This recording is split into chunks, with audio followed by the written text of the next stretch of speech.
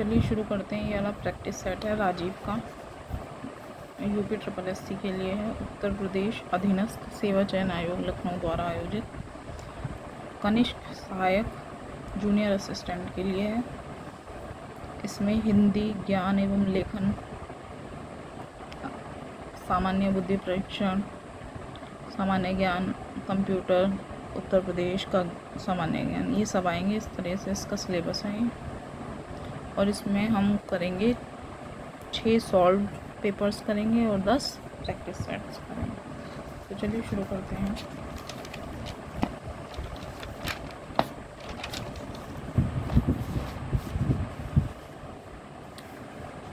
देखिए, ये 4 जनवरी 2020 को हुआ था ये वाला पेपर। चलिए देख लेते हैं इसमें क्या था। रात में विचरण करने वाले प्राणी को कहा जाता है निशाचर। रात में विचरण करने वाले प्राणी को निशाचर कहा जाता है। वे प्राणी जो रात में विचरण करके भोजन की तलाश करते हैं उसे निशाचर कहते हैं। इस श्रेणी में शाकाहारी, मांसाहारी तथा परभक्षी सभी प्रकार के प्राणी आते हैं। शेष अन्य विकल्प रात में विचरण करने वाले प्राणी के संबंध में असंगत हैं, अतः विकल्प डी सही उत्तर है। जो खाने योग्य न हो उसे अखाद्य बोला जाता है। जो खाने योग्य न हो के लिए एक शब्द अखाद्य प्रयुक्त होगा। पथ्य जो स्वास्थ्य के लिए उपयोगी भोजन हो। अपाच्य जो पच न सके। अलभ्य जो न मिलता हो या दुर्लभ हो। जिसके पास घर न हो उसे बोलते हैं अनिकेत। जिसके पास घर ना हो के लिए एक शब्द अनिकेत होगा। जिसके पास कुछ ना हो उसके लिए अकिंचन होगा। जो घर बार वाला हो अर्थात गृहस्थ हो उसके लिए ग्रही होगा। इनमें से कौन सा शब्द गुस्से का समानार्थी नहीं है? अपकर्ष। गुस्से का समानार्थी शब्द क्रोध, रोष, प्रतिघात, अमर्ष, आक्रोश, कोप, खीज, कोप आदि है। जबकि अपकर्ष का अर्थ अवनति, अपमान, श्रेय करने वाला होता है। अतः विकल्प सी गुस्से का समानार्थी शब्द नहीं है। इनमें से कौन सा शब्द मद का समानार्थी नहीं है? शिथिल। मद के समानार्थी शब्द गर्व, नशा, मद्य, दंभ, दर्प, अभिमान, अहंकार आदि हैं। जबकि शिथिल का अर्थ सुस्त, मंद, धीमा होता है। अतः विकल्प ए शिथिल शब्द का समानार्थी नहीं है। अगला देख लेते हैं।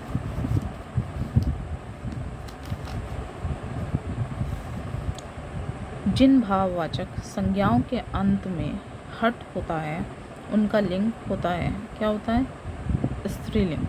जिन भाववाचक संज्ञाओं के अंत में हट होता है वह स्त्रीलिंग शब्द होता है। जैसे आहट, झल्लाहट, चिकनाहट आदि। अतः विकल्प बी सही उत्तर है। पुल्लिंग। पुल्लिंग संज्ञा के स्थान पर स्त्रीलिंग कर देने से काला विशेषण का क्या रूप होगा? पुल्लिंग बोलते हैं पुरुष जैसा और स्त्रीलिंग बोलते हैं महिलाओं पर आधारित, महिलाओं, लड़कियों पर। तो पुल्लिंग संज्ञा के स्थान पर स्त्रीलिंग कर देने से काला का क्या हो जाएगा? काली। कव्वाली शब्द में कौन सा लिंग है? कव्वाली। तो ली लग रहा है, तो ली का मतलब क्या है? स्त्रीलिंग। कव्वाली शब्द में स्त्रीलिंग है। जिन संज्ञा शब्दों के से स्त्री जाति का बोध होता है उसे स्त्रीलिंग कहते हैं। तथा जिन संज्ञा शब्दों के पीछे ख, ट, वट, हट आदि आए वे सभी स्त्रीलिंग होते हैं। जैसे कड़वाहट, आहट, बनावट, शत्रुता, मूर्खता आदि। संज्ञा के जिस रूप में स्त्रीत्व का बोध होता है उसमें कौन सा लिंग होता है? यानी कि जो महिलाओं के बारे में होता है वो होता है स्त्रीलिंग। महिला, लड़की, बच्ची। जिन संज्ञा शब्दों से स्त्रीत्व का बोध होता है उसे स्त्रीलिंग कहते हैं। जैसे हंसिनी, बकरी, लड़की, रानी, कुर्सी, नदी, लक्ष्मी, गंगा आदि। आकारांत स्त्रीलिंग।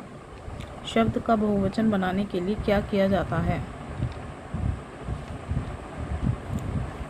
क्या किया जाता है?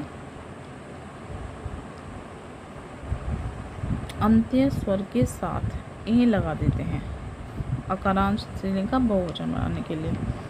चलिए देखते हैं। अकारांश स्त्रीलिंग शब्द का बहुवचन बनाने के लिए अंत्य स्वर के साथ ए लगा देते हैं। अकारांश शब्द वे शब्द होते हैं जिनका अंत आकार से होता है, अर्थात जिनके अर्थ में आ होता है, जैसे लता, बाला, राम, बालिका, विमला, वीणा आदि।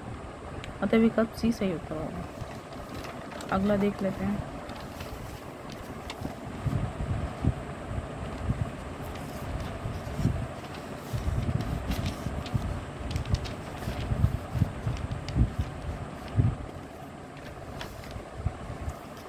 उर्दू शब्द का बहुवचन क्या रूप होता है? उर्दू का बहुवचन होगा, उसके रूप में कोई परिवर्तन नहीं होता।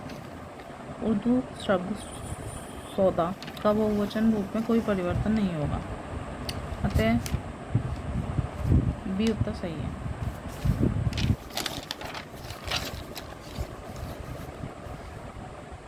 चलिए देख लेते हैं अगला।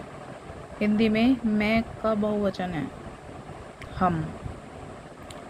हिंदी में मैं का बहुवचन हम होगा संज्ञा के जिस रूप में किसी व्यक्ति, वस्तु, प्राणी, पदार्थ आदि के किसी एक से अधिक होने का बोध होता है या पता चलता है, वो बहुवचन कहते हैं।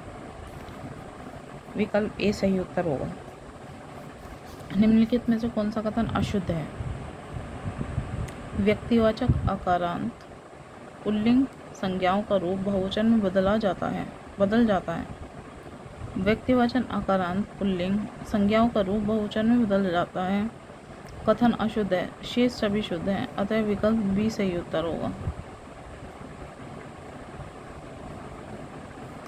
चरण कमल बंदौ हरिराय, इस वाक्य पंक्ति में कौन सा अलंकार है? रूपक। चरण कमल बंदौ हरिराय में रूपक अलंकार है। जहाँ उपमेय को उपमान के रूप में बताया जाए वहाँ रूपक अलंकार होता है। जहाँ पर चरणों को कमल के समान बताया गया है, अर्थात उपमेय उपमान के रूप में प्रदर्शित किया गया है, इसलिए यहाँ पर रूपक अलंकार होगा। बांधा था विधु को किसने, इन काली जंजीरों से, मणि वाले फणियों को मुख क्यों भरा हुआ है हीरों से। इन पंक्ति में कौन सा अलंकार है? अतिशयोक्ति। बांधा था विधु को किसने, इन काली जंजीरों से, मणि वाले फणियों का मुख क्यों भरा हुआ है हीरों से, अर्थात अतिशयोक्ति उसे कहते हैं जिसमें बढ़ा चढ़ा के बात की जाती है। उक्त काव्य वाक्य पंक्तियों में अतिशयोक्ति अलंकार है, अर्थात जब किसी बात का वर्णन बहुत बढ़ा चढ़ा कर किया जाता है तथा किसी व्यक्ति या वस्तु का वर्णन करने में लोक समाज की सीमा या मर्यादा टूट जाए, उसे अतिशयोक्ति अलंकार कहते हैं। डी आंसर सही होगा। इनमें से कौन सा कथन पूरी तरह तत्पुरुष समास से संबंधित है?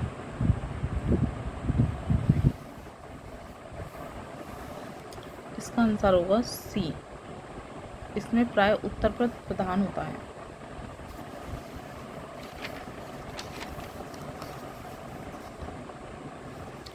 तत्पुरुष समास में उत्तरपद प्रधान होता है।